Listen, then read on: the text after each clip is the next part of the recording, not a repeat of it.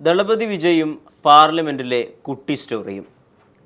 ദളപതി വിജയുടെ തമിഴക വെട്രിക്കഴകം ഈ അടുത്താണ് ഇന്ത്യൻ രാഷ്ട്രീയ ചരിത്രത്തിൽ തന്നെ വലിയ നീക്കങ്ങൾ ഉണ്ടാക്കിയത്. ആദ്യമായാണ് വെറും 14 മാസം പ്രായമുള്ളൊരു പാർട്ടി ഇന്ത്യയിലെ തന്നെ ഏറ്റവും വലിയ സംസ്ഥാനങ്ങളിലൊന്നിൽ ഭരണം പിടിക്കുന്നത്. എന്നാൽ വിജയ് തൻ്റെ പതിവ് ഓഡിയോ ലോഞ്ച് ശീലങ്ങൾ വിട്ട മട്ടില്ല. അദ്ദേഹം അതേ സ്റ്റാർ സ്വാഗോട് കൂടി തന്നെയാണ് ഫ്ലോർ ടെസ്റ്റുമായി അനുബന്ധിച്ച് നടന്ന പാർലമെൻറ്റിൻ്റെ ആദ്യ കൂടിച്ചേരലിൽ സംസാരിച്ചത്. അദ്ദേഹം പറഞ്ഞ കുട്ടി സ്റ്റോറി വളരെയധികം ശ്രദ്ധേയമായിരുന്നു. കുട്ടി സ്റ്റോറിയും ഫ്ലോർ ടെസ്റ്റും TVKക്ക് നേരിട്ട വിമർശനങ്ങളെപ്പറ്റിയും വിശദമായി അറിയാം. TVKക്ക് നിലവിൽ 107 സീറ്റുകളാണുള്ളത്. വിജയ് തന്നെ 2 മണ്ഡലങ്ങളിൽ തൃച്ചിയിലും ചെന്നൈയിലും മത്സരിച്ചിട്ടുള്ളതിനാൽ സീറ്റുകൾ ഒന്നായി പരിഗണിക്കപ്പെടും.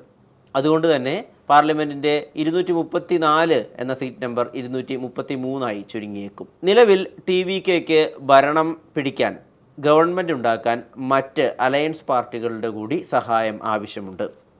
അതുകൊണ്ട് തന്നെ IUML, CPI, CPIM, VCK എന്നീ പാർട്ടികളാണ് TVKക്ക് ഐക്യദാർഢ്യം പ്രഖ്യാപിച്ചത്.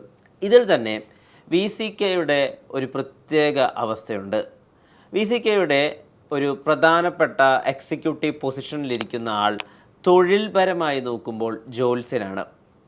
ജോത്സ്യനെ പക്ഷേ TVK പാർലമെൻറ്റിൻ്റെ പ്രധാനപ്പെട്ട ഒരു ഓഫീസ് ബെയർ ജോലിയിലേക്ക് നിയോഗിച്ചത് വലിയ വിമർശനങ്ങൾ നേരിട്ടിരുന്നു.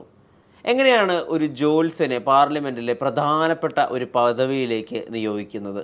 പ്രധാനപ്പെട്ട പദവി എന്ന് പറയുമ്പോൾ ഔദ്യോഗിക കാര്യങ്ങളുമായി ബന്ധപ്പെട്ട ഒരു പദവിയിലേക്ക് നിയോഗിക്കുന്നത്. അപ്പോൾ ഇതിന് മറുപടിയായി TVK അനുയായികൾ പറഞ്ഞത് അതൊരു ഓഫീസ് പോസ്റ്റ് മാത്രമാണ്. അതിന് ഭരണത്തെയോ അല്ലെങ്കിൽ VCK പാർട്ടിയുമായോ പ്രധാനപ്പെട്ട ഒരു നീക്കമോ അല്ലെങ്കിൽ പ്രധാനപ്പെട്ട ഒരു രാഷ്ട്രീയ ചലനമോ ഉണ്ടാക്കാൻ പറ്റാവുന്ന ഒരു ഏരിയയേ അല്ല. ജോത്സ്യനാവുക എന്നത് അദ്ദേഹത്തിൻ്റെ തൊഴിൽ മാത്രമാണ്. അതിനെ രാഷ്ട്രീയവുമായി കൂടിച്ചേർത്ത് വായിക്കരുത്. TVK വളരെ പ്രോഗ്രസീവായ ഫ്യൂച്ചറിസ്റ്റിക്കായ കാര്യങ്ങളുമായി മുന്നോട്ട് പോകാൻ തന്നെയാണ് ഉദ്ദേശിക്കുന്നത് എന്ന്.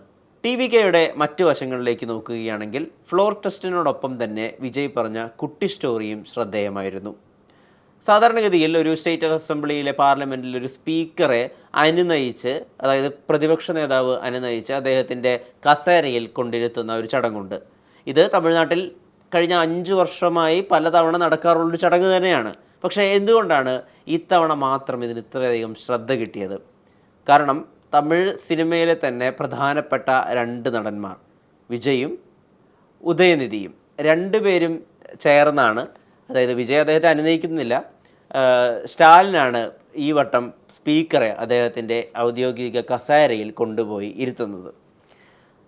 ഉടനെ തൻ്റെ പ്രസംഗത്തിൽ വിജയ് തൻ്റെ ഓഡിയോ ലോഞ്ചിൽ പറയുന്നത് പോലെയുള്ള ഒരു കുട്ടി സ്റ്റോറിയുമായി എത്തി.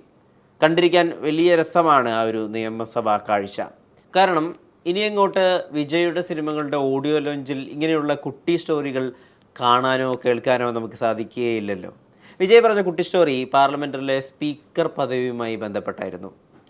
വിജയ് പറയുകയാണ്, ഈ സ്പീക്കർ പദവിയുമായി ബന്ധപ്പെട്ട് ബ്രിട്ടീഷ് കാലഘട്ടം തൊട്ട് തന്നെ ഒരു ചരിത്ര കഥയുണ്ട്. ബ്രിട്ടീഷ് ഭരണം എടുത്തു നോക്കുകയാണെങ്കിൽ ബ്രിട്ടീഷിൻ്റെ ഒരു ഭരണരീതി, ഒരു പൊളിറ്റിക്കൽ സ്ട്രക്ചർ അല്ലെങ്കിൽ ഒരു ഗവേണിംഗ് സ്ട്രക്ചർ എടുത്തു നോക്കുകയാണെങ്കിൽ പാർലമെൻ്റ് ഉണ്ട്. അവിടെ ഈ പറഞ്ഞതുപോലെ പീപ്പിൾ എലക്റ്റഡ് ആയിട്ടുള്ള അംഗങ്ങളുണ്ട്, ഭരണ അധികാരികളൊക്കെ ഉണ്ട്. പക്ഷേ അതേസമയം തന്നെ ബ്രിട്ടീഷ് ഗവൺമെൻറ് നമുക്കറിയാം ഒരു മൊണാർക്കി ഉള്ള ഗവൺമെൻറ്റാണ്, സ്വേച്ഛാധിപത്യത്തിൽ നീങ്ങുന്ന ഒരു ഗവൺമെൻറ്റാണ്. അതായത് ബ്രിട്ടന് ഒരേ സമയം പാർലമെൻറ്റ് ഉണ്ടാവും, ഒരു രാജാവോ രാജ്ഞിയോ ഉണ്ടാവും. പലപ്പോഴും രാജാവോ രാജ്ഞിയോ, ഏറിയ പങ്ക് സമയവും അതൊരു രാജ്ഞിയായിരുന്നു. രാജ്ഞി എടുക്കുന്ന പല തീരുമാനങ്ങൾക്കും ഘടകവിരുദ്ധമായ തീരുമാനങ്ങളായിരിക്കും പാർലമെൻറ്റിലുള്ള മെമ്പേഴ്സ് എടുക്കുക. അതിനുള്ള സ്വാതന്ത്ര്യം അവർക്ക് പലപ്പോഴും ഉണ്ടാവാറുണ്ട്. പക്ഷേ ബലിയാടാവുന്നത് സ്പീക്കറായിരിക്കും. സ്പീക്കറാണ് പാർലമെൻറ്റിൻ്റെ ഈ തീരുമാനങ്ങൾ രാജ്ഞിയെ ചെന്നറിയിക്കേണ്ടത്. രാജ്ഞി പലപ്പോഴും സൗഹാർദ്ദപരമായി സ്നേഹത്തോടു കൂടി തന്നെ ഈ തീരുമാനങ്ങളോട് പ്രതികരിക്കണമെന്ന് നിർബന്ധമില്ല. അങ്ങനെ തല വരെ വെട്ടാനുള്ള ശിക്ഷ വാങ്ങിച്ച സ്പീക്കർമാരുണ്ട്. അതുകൊണ്ട് ബ്രിട്ടനിൽ സ്പീക്കർ പദവി ഒരു മുൾക്കിരീടമാണ്. അതെടുക്കാൻ ആർക്കും അത്ര താല്പര്യമുണ്ടായിരുന്നില്ല. എല്ലാവരും ഭയത്തോടു കൂടിയായിരുന്നു ആ ഒരു പൊസിഷനെ നോക്കിയിരുന്നത്. ആ ഒരു പൊസിഷനിലാണ് ഇന്ന് തമിഴ്നാട് നിയമസഭയുടെ സ്പീക്കർ നിൽക്കുന്നത്. അതുകൊണ്ട് തന്നെ ഒരേ സമയം ഭരണപക്ഷവും ജനപക്ഷവും നോക്കേണ്ട ചുമതലയും ഉത്തരവാദിത്വവും സ്പീക്കറിനുണ്ട്. വിജയുടെ ഈ ഒരു കുട്ടി സ്റ്റോറി കേട്ടപ്പോൾ സത്യമായും ഒരു നൊസ്റ്റാൾജിക് ഫാക്ടറിലേക്കാണ് പോയത്. വിജയുടെ നിയമസഭാ ഇടപെടലുകളും കാണാൻ വളരെയധികം സിനിമാറ്റിക്കാണ്. അദ്ദേഹം പുറപ്പെടുവിച്ച 3 പ്രധാനപ്പെട്ട അനൗൺസ്മെൻറ്റുകളും അതുപോലെ തന്നെ ശ്രദ്ധേയം. ആദ്യ അനൗൺസ്മെൻറ്റ് ടാസ്മാക്കുകൾ അടച്ചുപൂട്ടുന്നതുമായി ബന്ധപ്പെട്ടായിരുന്നുവല്ലോ. എന്താണ് ഈ ടാസ്മാക്കുകൾ? നമ്മുടെ ഇവിടെയുള്ള ബീവറേജോ ബാറോ ഒന്നും പോലെയല്ല തമിഴ്നാട്ടിലെ ടാസ്മാക്കുകൾ. തമിഴ്നാട്ടിൽ പോയിട്ടുള്ളവർക്കറിയാം, അത് വെറുമൊരു മദ്യശാല മാത്രമൊന്നുമല്ല. ചിലപ്പോൾ ആളുകൾ കൂട്ടം കൂടിയിരുന്ന് ചീട്ട് കളിക്കും, ആർത്ത് പാട്ടുപാടുന്നവരെ കാണാം. അധികവും വൈകുന്നേരങ്ങളിലാണ് ടാസ്മാക്ക് ഒരു ആക്റ്റീവ് മോഡിലേക്ക് പോവുക. അവിടെ ഓഫീസ് ജോലിയിലെല്ലാം കഴിഞ്ഞ് വളരെ ക്ഷീണിതരായി വരുന്ന ആളുകൾക്ക് ചില്ല് ചെയ്യാനുള്ളൊരു ചിൽ സ്പോട്ടാണ് പലപ്പോഴും തമിഴ്നാട്ടിലെ ടാസ്മാക്കുകൾ. ഈ ടാസ്മാക്കുകൾ അധികവും സ്കൂളുകളും ക്ഷേത്രങ്ങളുമൊക്കെ ആയിട്ടാണ് പലപ്പോഴും തമിഴ്നാട്ടിൽ കണ്ടുവരുന്നത്. അങ്ങനെ ഏകദേശം 700-ൽ പരം ടാസ്മാക്കുകളാണ് വിജയ് അടച്ചുപൂട്ടാനായി ഉത്തരവിട്ടിരിക്കുന്നത്.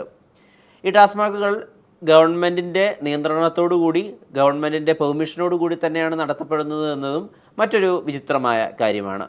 ടാസ്മാക്കുകൾ ഒഴിയുന്നതോടുകൂടി തന്നെ TVKയ്ക്കുള്ള സപ്പോർട്ടിന് അടിത്തറയിൽ എന്തെങ്കിലും മാറ്റം വരുമോ എന്ന് കണ്ടറിയുക തന്നെ വേണം. മറ്റൊരു പ്രധാനപ്പെട്ട അനൗൺസ്മെൻറ്റ് തമിഴ്നാട്ടിൽ ഉടനീളം വയ്ക്കുന്ന ബാനറുകളെ പറ്റിയായിരുന്നു. കേരളത്തിലുള്ളതുപോലെ ഒരു ഫ്ലെക്സ് കൾച്ചറേ അല്ല തമിഴ്നാട്ടിൽ.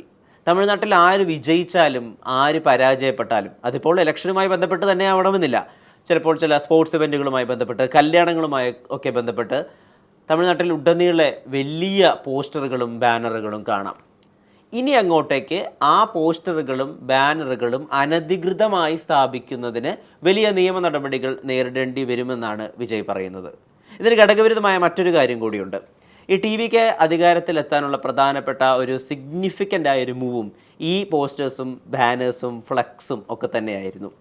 വിജയുടെ പടുകൂറ്റൻ ഫ്ലക്സുകളാണ് തമിഴ്നാട്ടിൽ ഉടനീളം കണ്ടുകൊണ്ടിരുന്നിരുന്നത്. എന്നാൽ ഇതേ ഫ്ലക്സുകളെ തന്നെ പിന്നെ TVKയുടെ സൈബർ പോരാളികൾ വിമർശിക്കുന്ന കാഴ്ചയും തമിഴ്നാട്ടിൽ കണ്ടു.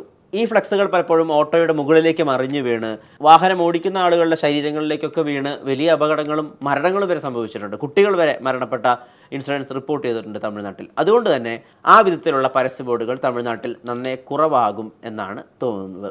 മറ്റൊരു പ്രധാനപ്പെട്ട അനൗൺസ്മെൻറ്റ് ജനാധിപത്യത്തിൻ്റെ സൗന്ദര്യവുമായി ബന്ധപ്പെട്ടാണ്. നമുക്കറിയാം, ജനാധിപത്യത്തിൻ്റെ സൗന്ദര്യം എന്ന ഈ ഒരു വാചകം ഒരുപാട് ട്രോൾ ചെയ്യപ്പെടുകയും ഉപയോഗിക്കപ്പെടുകയും ചെയ്യുന്നൊരു സമയത്താണ് നമ്മൾ ജീവിച്ചുകൊണ്ടിരിക്കുന്നത്. എന്തായാലും അതിന് വളരെ സുഖകരമായ സന്തോഷമുള്ളൊരു പര്യവസാനം ഉണ്ടായിട്ടുണ്ട്. അതിലേക്ക് പിന്നീട് വരാം. നോക്കുകയാണെങ്കിൽ തമിഴ്നാട്ടിൽ വിജയ് നടത്തിയ 3ാമത്തെ അനൗൺസ്മെൻറ്റ്, തമിഴ്നാട്ടിൽ ഒരു MLA മാത്രമുള്ള 1-2 പാർട്ടികളുണ്ട്. BJPക്ക് അവിടെ വിശേഷാൽ ഒരു MLA ഉള്ളൂ, MMKക്ക് അവിടെ ഒരു MLA ഉള്ളൂ. അപ്പോൾ വിജയ് പറയുന്ന ഒരു വാചകം ഇങ്ങനെയാണ്: നിങ്ങൾ ഒരു MLA ആണെങ്കിലും നിങ്ങളുടെ പാർട്ടിയെ പ്രതിനിധീകരിച്ചാണ് നിങ്ങളിവിടെ എത്തിയിരിക്കുന്നത്. അതുകൊണ്ട് തന്നെ നിങ്ങളെ ഈ ഒരു TVK ഗവൺമെൻറ് വിശ്വസിക്കുന്നു. നിങ്ങൾക്കും TVK MLAക്ക് കിട്ടുന്ന, അല്ലെങ്കിൽ ഇവിടെയുള്ള ഏതൊരു MLAക്കും കിട്ടുന്ന അതേ ബഹുമാനവും സ്ഥാനവും തന്നെ ലഭിക്കും എന്നുള്ളത്. ഇനി വിജയുടെ ഗവൺമെൻറ്റുമായി പലപ്പോഴും രാഷ്ട്രീയ നിരീക്ഷകരെടുത്ത് പറയുന്ന മറ്റൊരു പ്രധാനപ്പെട്ട ഘടകം യുവാക്കളുടെ ഒരു സാന്നിധ്യമാണ്. 29 വയസ്സുള്ള ഒരു മന്ത്രി മുതൽ മുഖ്യമന്ത്രിയായ വിജയുടെ വയസ്സ് 51 ആണ്. 51 ഒരിക്കലും ഒരു യുവാവിന് ചേർന്നൊരു പ്രായമൊന്നുമല്ല. എന്നാൽ പോലും മറ്റ് പാർട്ടികളുടെയോ അല്ലെങ്കിൽ മറ്റ് മുഖ്യമന്ത്രിമാരുടെയോ മറ്റ് പ്രധാനപ്പെട്ട മന്ത്രിപദത്തിലിരിക്കുന്ന ആളുകളുടെയൊക്കെ പ്രായം വെച്ച് നോക്കുമ്പോൾ ഈ ഗവൺമെൻറ് യുവാക്കളാൽ സമ്പന്നമായ ഒരു ഗവൺമെൻറ്റാണ്. ഇനി പലരുടെയും വിദ്യാഭ്യാസ യോഗ്യതകളും TVK വിജയത്തിന് ശേഷം പരസ്യപ്പെടുത്തിയിരുന്നു. അതിനു മുൻപും അവരുടെ ഇലക്ഷൻ മാനിഫെസ്റ്റോയിൽ അവരുടെ വിദ്യാഭ്യാസ യോഗ്യത ഉൾപ്പെടുത്തിയിരുന്നു. ഒരുപക്ഷെ ഏറ്റവും വിദ്യാഭ്യാസപരമായി റിച്ചായ ഒരു പാർട്ടിയായിരിക്കും TVK. 5 IITians തന്നെയുണ്ട്. മാത്രമല്ല പോസ്റ്റ് ഗ്രാജുവേറ്റ്സ്, ഡോക്ടറേറ്റ്സ് നേടിയവർ, ഡോക്ടേഴ്സ്, IT പ്രൊഫഷണൽസ്, അങ്ങനെ വിദ്യാഭ്യാസം കൊണ്ട് നമ്മുടെ സിസ്റ്റത്തിനകത്ത് നിന്ന് വളരെ ടെക്നിക്കലിയും സ്കിൽഫുള്ളിയും കാര്യങ്ങൾ ചെയ്തെടുക്കാൻ പറ്റാവുന്ന ഒരു ഫോഴ്സ് വിജയുടെ അടിയിൽ അണിനിരക്കുന്ന കാഴ്ചയാണ് കാണാനായിട്ട് സാധിക്കുന്നത്. എന്നാൽ വിജയ്ക്ക് വലിയ രീതിയിലുള്ള വിമർശനങ്ങളും DMKയുടെ പ്രതിപക്ഷ നേതാവായ ഉദയനിധിയിൽ നിന്ന് ലഭിച്ചിരുന്നു. ഇതിൻ്റെ മറ്റേ രസവഹമായൊരു കാര്യം, ഉദയനിധി സ്റ്റാലിൻ തൻ്റെ പ്രതിപക്ഷ നേതാവായിട്ടുള്ള പ്രസംഗത്തിൽ എടുത്തു പറഞ്ഞൊരു കാര്യം, സ്പീക്കറും ഞാനും വിജയുമെല്ലാം ഒരു കോളേജിൽ പഠിച്ചതാണെന്നുള്ളതാണ്. ഒരുപക്ഷെ ഇന്ത്യയിൽ തന്നെ വളരെ വിരളമായിട്ടായിരിക്കും 3 കോളേജ് മേറ്റ്സ് ഒരു ഗവൺമെൻറ്റിൻ്റെ 3 പില്ലറുകളായി മാറുന്നത്. ഉദയനിധി സ്റ്റാലിനെ പതിവിന് വിപരീതമായി കുറച്ച് സീരിയസ് ടോണിൽ നിയമസഭയിൽ സംസാരിക്കുന്നതും ശ്രദ്ധയിൽപ്പെട്ടു. അദ്ദേഹം പറഞ്ഞത്, തിരുച്ചിയിലും ചെന്നൈയിലും ഒരേ സമയം ഇലക്ഷന് നിന്ന വിജയ് തൻ്റെ തിരുച്ചിയിലെ പോസ്റ്റ് ഉപേക്ഷിക്കുക, അല്ലെങ്കിൽ അവിടെ നിന്ന് മാറി ചെന്നൈയിലേക്ക് കോൺസെൻട്രേറ്റ് ചെയ്യുകയാണെന്നുള്ളൊരു കാര്യം ഒട്ടും നന്ദിപൂർവ്വമല്ലാതെയാണ് ജനങ്ങളുമായി സംവദിച്ചത്. അല്ലെങ്കിൽ അവിടെയുള്ള ജനങ്ങൾക്ക് ഒട്ടും റെസ്പെക്റ്റ്ഫുള്ളായിട്ടല്ല അദ്ദേഹം തൻ്റെ പോസ്റ്റ് ഒഴിയുന്ന കാര്യം അവിടെ അറിയിച്ചത് എന്നുള്ളതൊരു വിമർശനമായി ഉദയനിധി അറിയിച്ചു. ഒപ്പം വിജയുടെ പാർട്ടിക്ക് ഐക്യദാർഢ്യം പ്രഖ്യാപിച്ച IUML, CPI, CPIM, VCK മുതലായിട്ടുള്ള പാർട്ടികളൊക്കെ തന്നെ ചെയ്തതും വലിയ നന്ദികേടാണ്. കാരണം ഇത്രയധികം സമയവും ഇത്രയധികം കാലവും DMK-യുമായി നിലനിൽക്കുന്നതായിരുന്നു അവരുടെ പാരമ്പര്യം. പിന്നീട് എന്തുകൊണ്ടാണ് തങ്ങളെ പെട്ടെന്ന് ഉപേക്ഷിച്ചത്? അത് വലിയൊരു നന്ദികേടായിട്ട് തന്നെയാണ് സ്റ്റാലിൻ തൻ്റെ പ്രസംഗത്തിൽ ഉൾപ്പെടുത്തിയത്. ഇനി വിജയുടെ ഡിപ്ലോമാറ്റിക് സ്റ്റാൻഡിലേക്ക് വരികയാണെങ്കിൽ, അദ്ദേഹം മുഖ്യമന്ത്രി പദത്തിൽ എത്തിയിട്ട് അദ്ദേഹം ആദ്യമായി നടത്തിയ ഒഫീഷ്യൽ സന്ദർശനം, ഔദ്യോഗിക സന്ദർശനം നടത്തിയത് MK സ്റ്റാലിൻ്റെ വസതിയിലേക്കാണ്. MK സ്റ്റാലിനെ നേരിട്ട് കാണുന്നു, സംസാരിക്കുന്നു, സൗഹാർദ്ദപരമായ മൊമെൻറ്റ്സ് ക്രിയേറ്റ് ചെയ്യുന്നു. എന്തായിരിക്കും ഇതിൻ്റെ പിന്നിലെ ഒരു കാര്യം? പലപ്പോഴും രാഷ്ട്രീയ നിരീക്ഷകർ പറയുന്നത് ഫ്ലോർ ടെസ്റ്റിന് മുമ്പായി വിജയ് നടത്തിയ ഒരു സൗഹൃദ അന്തരീക്ഷം സൃഷ്ടിക്കാനെടുത്തൊരു മൂവ് മാത്രമായിരുന്നു ഈ ഒരു സന്ദർശനം എന്നാണ്. എന്നാൽ നമുക്കറിയാം, വിജയ്ക്കും സ്റ്റാലിനും ദീർഘകാലമായിട്ടുള്ള ബന്ധമുണ്ട്. ഒരുപക്ഷെ ഇനി അങ്ങോട്ടേക്ക് ആ ബന്ധങ്ങൾ വലിയ ഫ്രിക്ഷനിലൂടെ കടന്നു പോയേക്കാം. എന്നാലും ഇത് ഒരു വളരെ സുഖമുള്ള തുടക്കമായി തന്നെ വേണം പരിഗണിക്കപ്പെടാൻ. ഫ്ലോർ ടെസ്റ്റ് TVK വിജയകരമായി പൂർത്തിയാക്കിയിരിക്കുന്നു. നിയമസഭയിൽ അവരവരുടെ ഭൂരിപക്ഷം തെളിയിക്കുകയും ചെയ്തിട്ടുണ്ട്. ഇനി അടുത്ത ഫ്ലോർ ടെസ്റ്റിനുള്ള സാധ്യത 6 മാസത്തിന് ശേഷമായിരിക്കും. വിജയ് വാഴുമോ വീഴുമോ, അവിശ്വാസ പ്രമേയം നടക്കുമോ ഇല്ലയോ എന്നൊക്കെ അറിയാൻ സാധിക്കുക. നിലവിൽ പലപ്പോഴും ശങ്കർ സിനിമയായ മുതൽവനെയൊക്കെ അനുസ്മരിപ്പിക്കുന്നത് പോലെ കോട്ട് സ്യൂട്ടിൽ, ടെക്സിഡോ സ്യൂട്ടിൽ വരുന്ന വിജയാണ് കാണാനായിട്ട് സാധിക്കുന്നത്. ഉടനടി 2-3 ആഴ്ചകൾക്ക് ശേഷം ജനനായകൻ റിലീസ് ചെയ്യും എന്നുള്ള അനൗൺസ്മെൻറ്റും കേൾക്കുന്നുണ്ട്. അതിന് ഒഫീഷ്യലായി കൺഫർമേഷൻസ് ഒന്നും കിട്ടിയിട്ടില്ല. പക്ഷേ ഒരു സംസ്ഥാനത്തിൻ്റെ മുഖ്യമന്ത്രി അഭിനയിക്കുന്ന ഒരു സിനിമ അധികകാലം ഒന്നും പെട്ടിയിലിരിക്കുന്ന ഒരു അവസ്ഥ ഉണ്ടാവില്ല എന്നത് ഒരു കോമൺ സെൻസ് ആണല്ലോ. സിനിമയുടെ റിലീസിനെ പറ്റി പറയുമ്പോൾ വലിയ രീതിയിൽ കൊട്ടി ആഘോഷിക്കപ്പെട്ട ഒരു റിലീസായിരുന്നു കറുപ്പ് എന്ന സിനിമയുടെ 9 AM ഷോസ്, അതായത് ഏറെക്കുറെ ഫാൻ ഷോസ് നടക്കാതെ പോയൊരു സങ്കടകരമായൊരു കാഴ്ച കൂടി ഉണ്ടായിരുന്നു. വിജയ് കളമൊഴിഞ്ഞതിനാലും അജിത്ത് വളരെ ചുരുക്കം സിനിമകളുടെ മാത്രം ഭാഗമാവുന്നത് കൊണ്ടും ഇനി അടുത്തൊരു സൂപ്പർ സ്റ്റാർ പദവിയിലേക്ക്, അടുത്തൊരു ക്രൗഡ് പുള്ളർ എന്ന രീതിയിലേക്ക് വാഴ്ത്തപ്പെടുന്നതും പരിഗണിക്കപ്പെടുന്നതും നടിപ്പിൻ നായകൻ സൂര്യയാണ്. എന്നാൽ സൂര്യയ്ക്ക് കഴിഞ്ഞ ദശാബ്ദത്തിലൊന്നും വലിയൊരു തിയേറ്റർ വിജയം ഉണ്ടാക്കാനായി സാധിച്ചിട്ടില്ല. OTT റിലീസുകളായ സൂര്യറൈപ്പോർട്ടും ജയ്ബുമാണ് വലിയ വിജയങ്ങളായതും ക്രിട്ടിക്കൽ അക്ലെയിം നേടിയതും. പക്ഷേ അതൊന്നും ഒരു തിയേറ്റർ വിജയമല്ല. ആ വിധത്തിലാണ് RJ ബാലാജിയോടൊപ്പം അദ്ദേഹം ചെയ്യുന്ന കറുപ്പ് ഒരു വലിയ കൊമേഴ്ഷ്യൽ സക്സസ് ആവുമെന്ന് എല്ലാവരും പ്രതീക്ഷിച്ചത്. എന്നാൽ ഫൈനാൻഷ്യൽ ഇഷ്യൂസ് കാരണം കൊണ്ട് തന്നെ, ഒരു ഇഷ്യൂസ് മാത്രമല്ല, പല രീതിയിലുള്ള ഇഷ്യൂസ് മാത്രമല്ല, ഡ്രീം വാരിയർ പ്രൊഡക്ഷൻസ് എന്ന കറുപ്പിൻ്റെ പ്രൊഡ്യൂസേഴ്സിന് ഓൾറെഡി ഉള്ള ഒരുപാട് ഫിനാൻഷ്യൽ ഇഷ്യൂസൊക്കെ കാരണം കൊണ്ട് തന്നെ സിനിമ വളരെയധികം ഫൈനാൻഷ്യൽ ഇഷ്യൂസിലൂടെ കടന്നു പോവുകയായിരുന്നു. ഒടുവിൽ ലൈസൻസിങ്ങുമായി ബന്ധപ്പെട്ട് സിനിമയുടെ റിലീസ് തടഞ്ഞിരിക്കുകയാണ്. ആദ്യ ഷോ നടന്നിട്ടില്ല. ബാക്കി ഷോകൾ പതുക്കെ നടക്കാനുള്ള കാര്യങ്ങളും മുന്നോട്ട് പോകുന്നു. ഇപ്പോൾ അറിയാൻ സാധിക്കുന്നത് സൂര്യ തന്നെ നേരിട്ട് ഫൈനാൻസേഴ്സുമായും ഡിസ്ട്രിബ്യൂട്ടേഴ്സുമായും എക്സിബിറ്റേഴ്സുമായും നേരിട്ട് ചർച്ചകൾ നടത്തുന്നു എന്നതൊക്കെയാണ്. സൂര്യയ്ക്കും ഈ ഒരു സമയം വളരെയധികം അത്യാവശ്യമാണ്. ഒരു ഹിറ്റ് കൂടിയേ തീരൂ. തമിഴ്നാട്ടിൽ വലിയ രാഷ്ട്രീയ ചതുരംഗ കളികളായിരിക്കും ഭാവിയിൽ കാണാനാവുക. എന്തായാലും വിജയ് ഗവൺമെൻറ് വളരെ ഫ്യൂച്ചറിസ്റ്റിക് ആശയങ്ങളുമായാണ് മുന്നോട്ട് പോകുന്നത്. എന്താവും തമിഴ്നാടിൻ്റെ ഭാവി? വരും വീഡിയോകളിൽ കാണാം. നമസ്കാരം.